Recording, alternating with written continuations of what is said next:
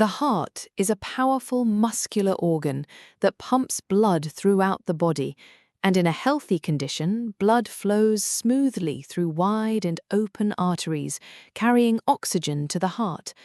But over time, fat and cholesterol begin to build up on the inner walls of these arteries, forming plaque, which gradually narrows the passage and reduces blood flow. As the blockage becomes severe, the blood struggles to pass, and eventually the artery can become completely blocked, stopping the flow entirely.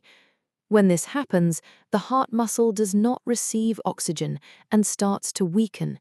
The affected area becomes damaged, and the injury can spread if blood flow is not restored quickly.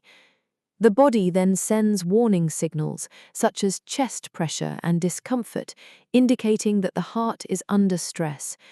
This condition becomes critical and is known as a heart attack, which is a serious medical emergency requiring immediate attention. If treatment is given quickly, blood flow can be restored and further damage can be reduced. And by maintaining a healthy lifestyle, such as proper diet and exercise, the risk of blockage can be lowered.